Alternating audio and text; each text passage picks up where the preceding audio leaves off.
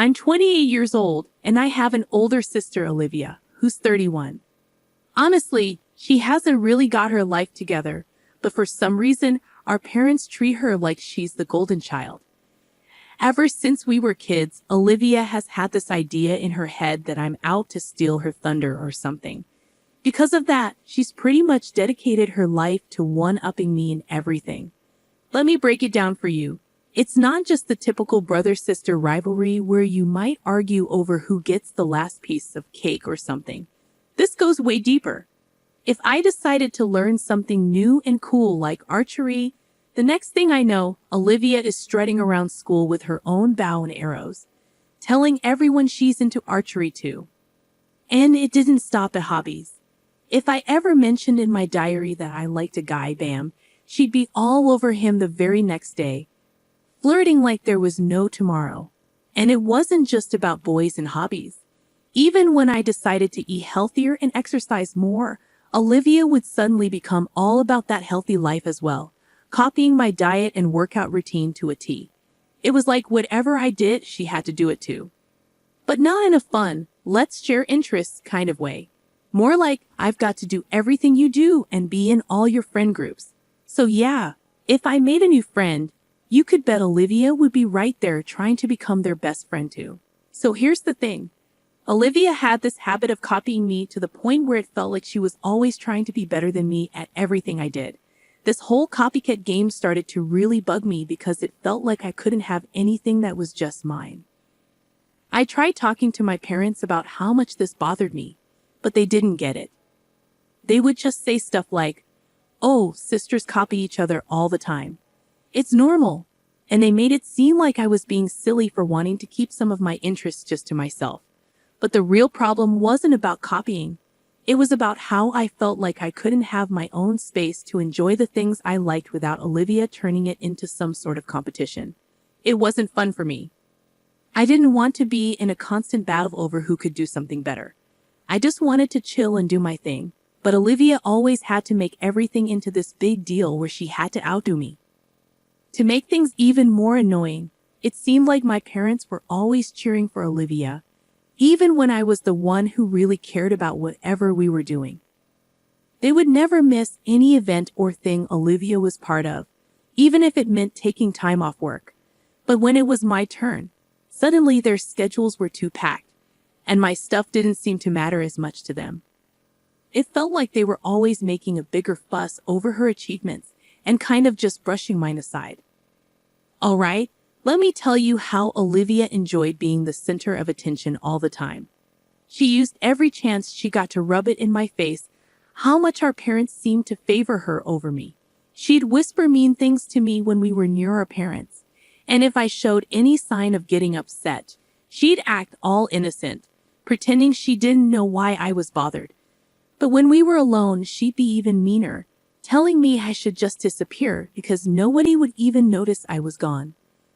Olivia would also tell me to stop being sad about always being in second place to her in everything. But her mean behavior didn't stop with just words. She actually bullied me physically at school a bunch of times. She'd do things like trip me on purpose where everyone could see or hit me, then say it was just a dare from her friends. When my teachers noticed what was happening, they called in my parents to talk about it. They were so serious, they even mentioned suspending me. My parents would tell the school that this was just sibling stuff, and they deal with it at home. But at home, Olivia would twist the story, making it seem like. From the beginning, it seemed like I was the troublemaker, and Olivia's reactions were a result of my actions. Olivia had a talent for turning everything upside down, especially when it involved me. Our parents, bless their hearts, seemed to have blinders on whenever Olivia was involved. Even when she did something outrageously mean, they turned a blind eye.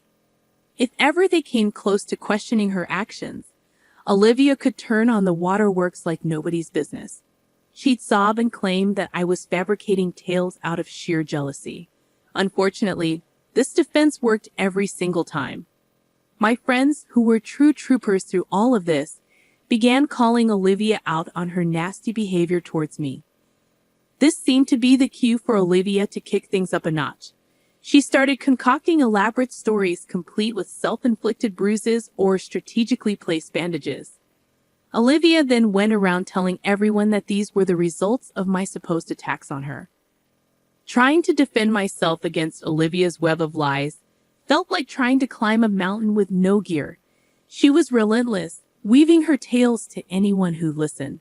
Anyone I'd ever spoken to, laughed with, or dared to develop a crush on. Her aim was to make them see me through her twisted lens. The result? My high school experience was less about learning and growing, and more about surviving Olivia's campaign of terror. Just when I thought it couldn't get worse, it did. After Olivia finished high school and took a gap year due to low grades for college admission, I was ready to start my own college journey. Through hard work and maybe a sprinkle of luck, I landed enough scholarships to cover my tuition. I was proud, relieved even. But then the bombshell dropped. In a casual conversation, my parents let slip that they had been saving up for both our college funds. Since I didn't need my share, they decided to funnel everything, including the money earmarked for me, into Olivia's bottomless pit of needs. There it was, the harsh truth laid bare. My efforts to be independent and financially responsible had inadvertently given my parents the green light to use resources meant for me to further indulge Olivia. It was a revelation that stung more than I cared to admit, a stark reminder of the imbalance that had colored our sibling rivalry and my parents' favoritism from the start. When my parents laid out the red carpet for Olivia, telling her she could pick any major she fancied, it felt like a slap in the face.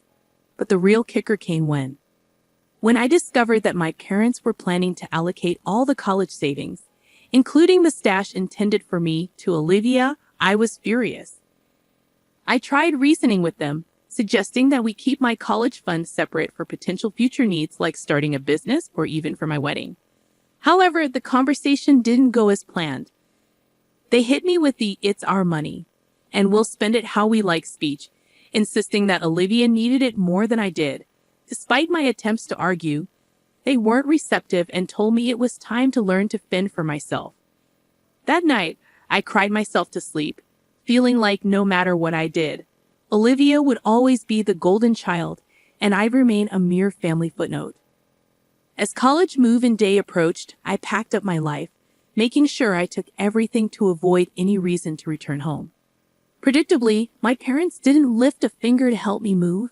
Their absence had become more expected than shocking by then. During those low moments, feeling like I was on my own, I crossed paths with Adam at one of the college's welcome events. He was like a ray of sunshine piercing through the clouds of my gloomy world.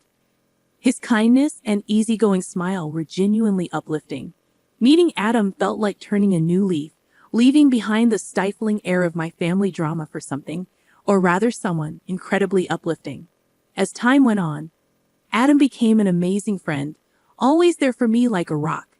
He listened without making me feel bad, providing comfort when everything felt overwhelming. Around Christmas, when my parents were hosting a big party and wanted me to come home, the idea of dealing with the drama alone was unappealing. So I decided to bring Adam along, thinking it would be the perfect time for my family to meet him. I informed my folks in advance, letting them know that Adam and I would stay in our own space but join everyone for the big dinner. When we showed up, I could tell my parents were taken aback to see Adam. Their old-school views led to snap judgments based on appearances. But I was prepared. I had filled Adam in on my family, and he charmed everyone with his usual charisma, even catching my mom off guard with a bouquet of flowers. That night, Adam became the star of the show, dropping clever jokes and being his awesome self. He won everyone over with his friendliness, making a sweet speech thanking my parents for letting him join our family gathering. It was cool to see my cousins jokingly ask if he had any brothers, and I was genuinely glad to witness everyone taking to my boyfriend so well. However, I couldn't help but notice Olivia looking extremely annoyed, brewing in her own anger as the evening progressed. Olivia started drinking excessively and whispered things to some of our relatives. It was evident that she wasn't happy about Adam being there and seemed to be plotting something. Right in the middle of dinner, she blurted out loudly, asking me if Adam and I were serious. The sudden question made everyone stop and look at us. Without hesitation, I grabbed Adam's hand and affirmed that we were indeed serious about each other. However, Olivia, with a smug look on her face, suggested that maybe I should consider being with someone who fits our family's traditions better, implying that Adam wasn't a good match because he was different. Her comment was not only rude but also racist, making many people at the dinner feel uncomfortable due to her openly judgmental behavior.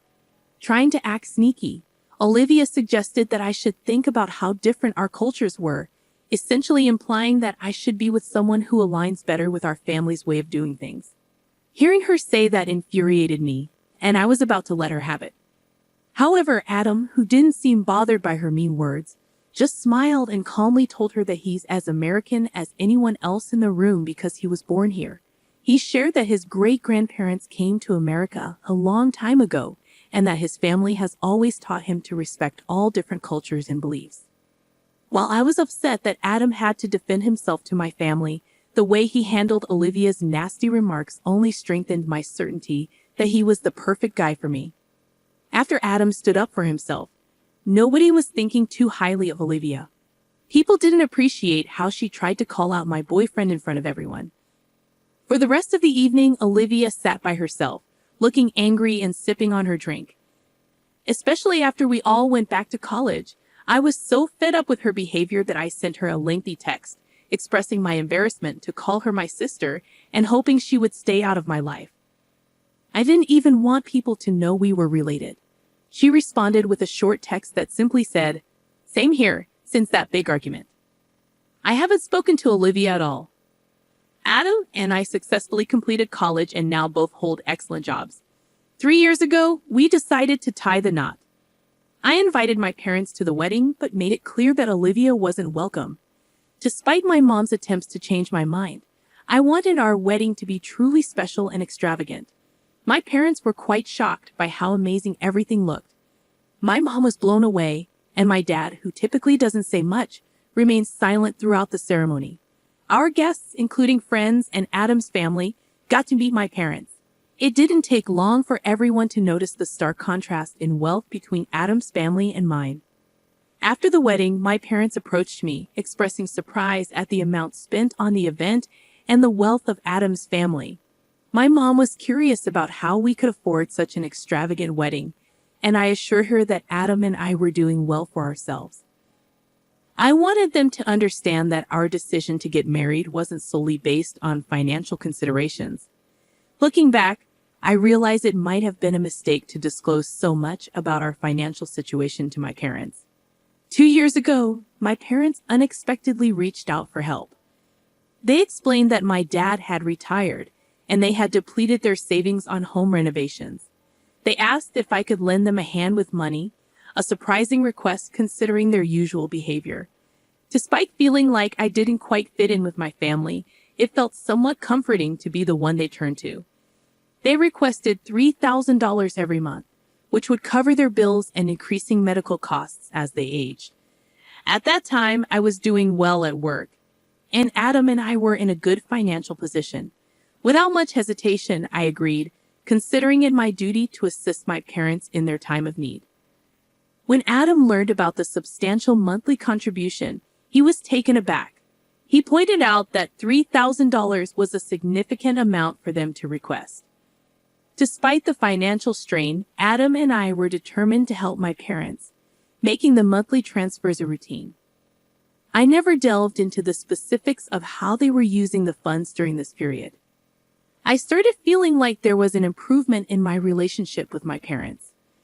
Although I wasn't certain whether their niceness was genuine or just a reaction to the financial support they were receiving, it seemed like we were genuinely connecting. I entertained the idea of letting go of our challenging past and beginning anew, hoping for a happier future together. However, 2 weeks ago, my phone exploded with calls from them right in the middle of an incredibly busy workday. Aware of my packed schedule, the numerous missed calls raised concerns, making me rush to call them back. My dad was on the other end, requesting me to visit their place urgently for an important conversation. Despite feeling worn out after a long day at work, I agreed, curious about the nature of their request. That evening, I showed up at their doorstep, feeling a mix of fatigue and curiosity. They both appeared nervous, escalating my worry. When I inquired about their well-being, they began the conversation by expressing gratitude for the financial support I had been providing. Bewildered, I sat there as my mom disclosed some unexpected news. She revealed that my sister Olivia, whom I didn't even know was married, was attempting to start a family. Olivia had been struggling with infertility for a considerable period, and her journey had been challenging. After facing a miscarriage, Olivia was now exploring IVF, a costly medical procedure.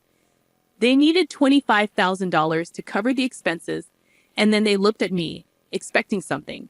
They conveyed that, being Olivia's sister, it was my responsibility to contribute and support her. They emphasized the idea of family standing together in times of need.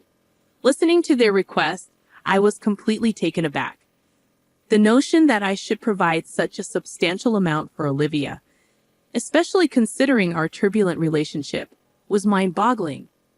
I reminded them of the strained dynamic between Olivia and me, emphasizing the difficulties she had caused during our upbringing. The idea of contributing such a significant sum just didn't make sense to me. My parents didn't appreciate my response. They argued that, as Olivia's sister, it was somehow my duty to help her conceive a child. They even suggested that, since I didn't have children of my own, the least I could do was assist in bringing a grandchild into the family to foster reconciliation. I expressed my sympathy for Olivia's struggles, but made it clear that I wouldn't simply hand over money as a gift. I offered to lend her the $25,000, but insisted on a legal contract outlining the terms of repayment. This suggestion angered my parents, who yelled at me, deeming it rude to consider making Olivia sign a contract when I had ample money at my disposal. According to my mom, I was being selfish, and Olivia needed the money more than I did.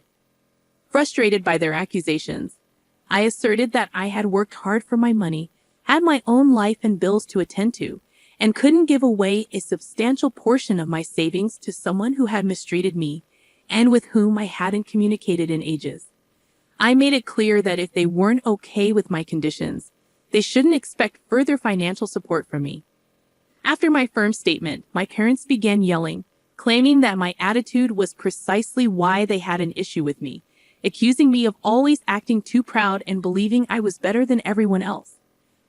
Their sudden change in demeanor shocked me, considering their earlier pleas for money.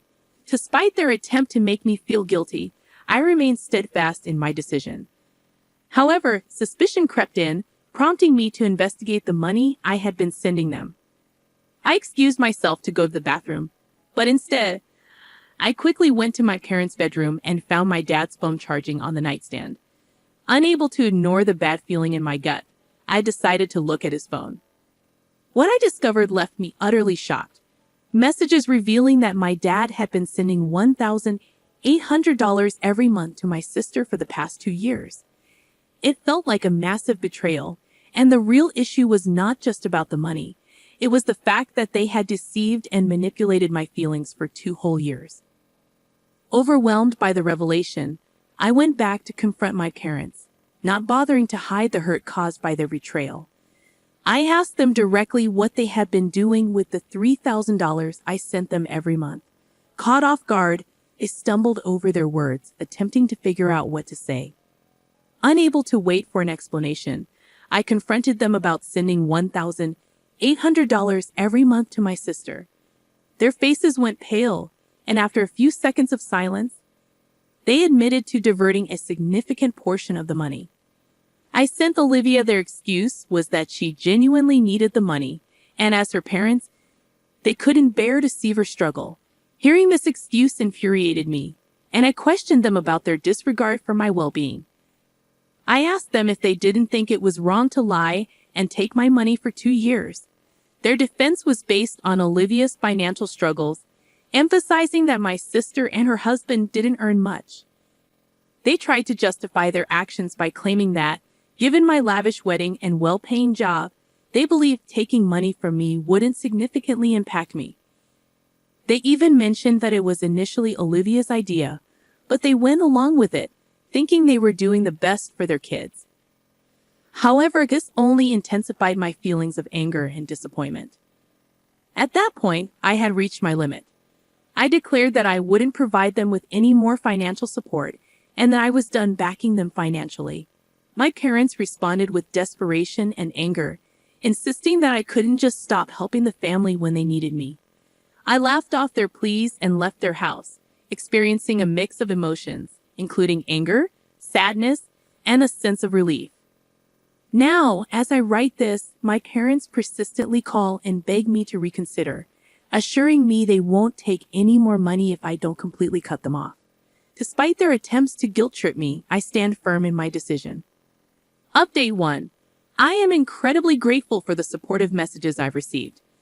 The guilt from my family has weighed on me, but having someone as amazing as Adam in my life means a lot. I appreciate that people are finally listening to my childhood stories and believing them. Discussing this has been challenging, with some thinking I'm exaggerating, so thank you to everyone I've talked to. Adam is equally upset about my parents deceiving me, and we've decided not to let this happen again, regardless of their current circumstances. Meanwhile, my parents continue to call and text, apologizing, attempting to make me feel guilty, and begging me to change my mind. However, I remain steadfast in my decision to cut off contact with them. Update 2. It's been about 2 weeks since my last update, and something unexpected happened. Out of the blue, Olivia, my stepsister, messaged me. I was surprised because I didn't even know she had my number. Instead of apologizing, she sent me a mean and lengthy text, calling me selfish and childish, expressing her long-standing dislike for me. She even went so far as to label me a gold digger, making baseless accusations. Olivia claimed that I only married Adam for his money and insisted that I should share my wealth with our family because, well, we're family. She expressed regret for not being meaner to me during our childhood, hoping that it would have left a lasting impression on me. Reading her hurtful words brought back all the negative memories from my past, and I couldn't help but cry. When I showed Adam the message, he became furious and decided to take matters into his own hands. Adam initiated a group chat on Messenger with my parents, Olivia, and several relatives and cousins. He shared screenshots of Olivia's message and exposed the lies my parents and Olivia had been telling me for the past 2 years, including the bullying I endured during our childhood. The revelations sparked an intense response from our relatives, who were shocked by my parents' actions and appalled by Olivia's deceitfulness. In subsequent calls with family members, I disclosed more details about how my parents were diverting $1,800 every month to Olivia from the funds I believed were intended for them. The pressure from our relatives embarrassed my parents, who reached out, pleading with me to delete the group chat and pretend it never happened. However, Adam stood firm, refusing to let them off the hook. He warned them that any attempt to ask us for money again would result in legal action, hiring the best lawyers to take them to court. This threat scared them, and they refrained from contacting me. Other family members informed me that my parents were deeply ashamed, especially after addressing Olivia's actions. Despite their apologies and newfound awareness, I decided to keep them out of my life, focusing on happiness with Adam away from the drama. Update 3. I want to express my gratitude for the incredible support you've all provided. The overwhelming encouragement has been amazing, prompting Adam and me to consider seeking therapy to navigate the challenging emotions surrounding my decision to cut ties with my parents and the betrayal by my family.